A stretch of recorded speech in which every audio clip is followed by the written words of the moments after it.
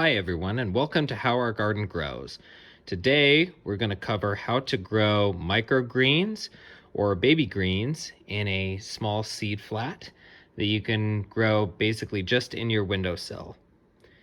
And so I have a basic seed pack here. This is an older seed pack, and this is a great way to get rid of some old seeds that you have, maybe any different type of green.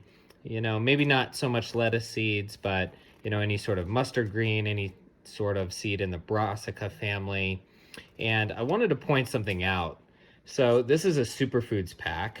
You can kind of see the price. It's labeled as a mix here.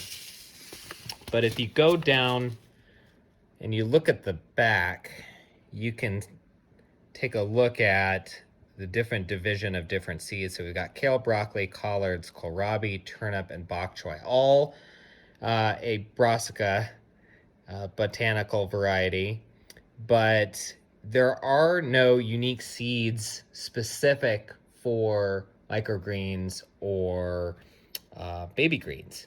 So they're all a legit type of seed that you can grow. If you spread these out, you could grow these into full-size plants. They just basically create a mix in some of these, and you can grow them as big as you want. You can pack them closer together, and you'll get a little bit something like this. Now, the type of seeds here that I have sown, these are all radish seeds, and you can look at how jam-packed they are. So we're not going for full-size radishes here at all. And you can even take a look at some of the stems. This is what you would call legginess, where you don't really have a full sturdy plant. You can see it was kind of stretching for the sun a bit. And the reason that happens is because I didn't ever put this under grow lights.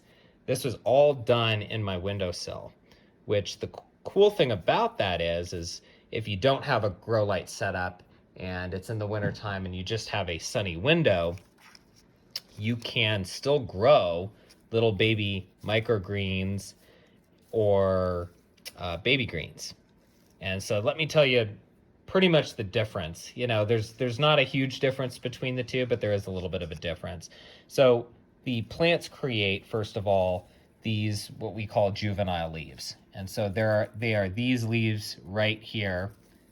They're the first leaves to come out on a sprout. And then what we call true leaves, which are these right here, the true radish leaves, then you start to get more of what the plant actually produces as it keeps maturing.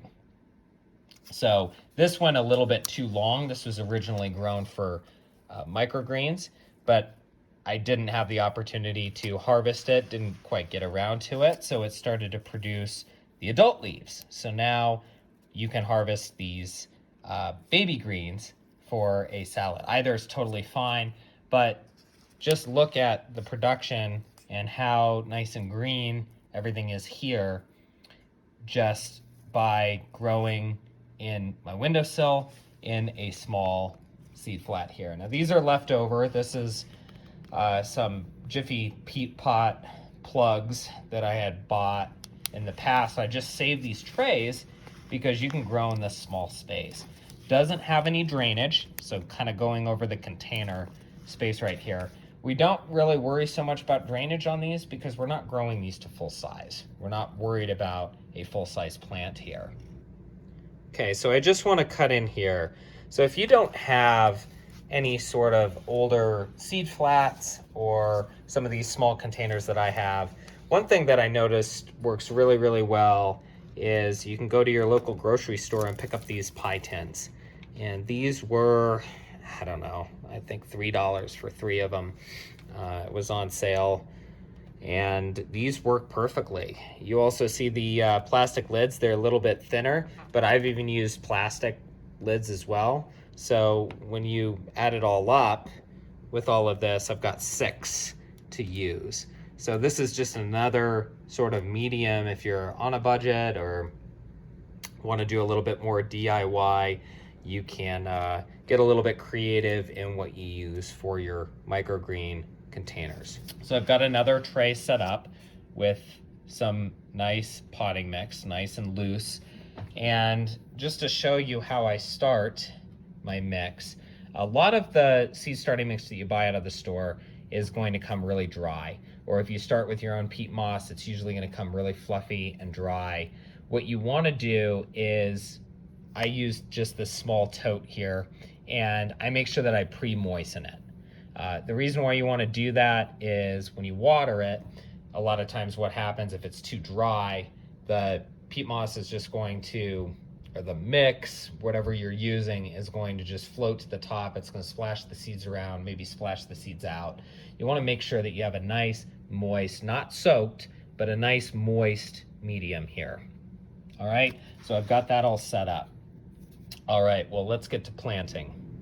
All right, so I got my seeds here out of the pack, and so I'm just going to sprinkle these throughout the surface. And we're gonna be pretty liberal with them, just given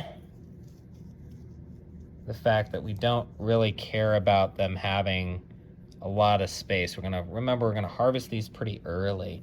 And the microgreens are gonna mature anywhere within a week. And then you wait basically another week or so for, if you want a little bit more of the mature leaves to go in salads or, you know, any other type of garnish. So you can see how I just kind of liberally spread them out. Very nice and simple. And then I'm just going to take a very thin layer of soil. You don't have to bury these.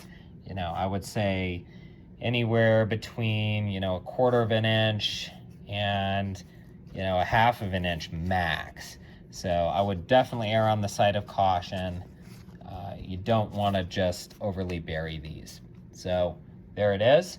And so basically you're just going to want to water this in, leave it in a sunny window that gets a good amount of direct sun, and you can just basically leave this here. Very easy to attend to, and make sure that you just keep it watered, make sure the top stays moist, make sure they don't dry out. It's still a very small container space here, so you do want to make sure that you tend this daily and make sure that it doesn't fully dry out.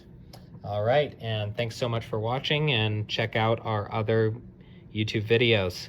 Thanks so much.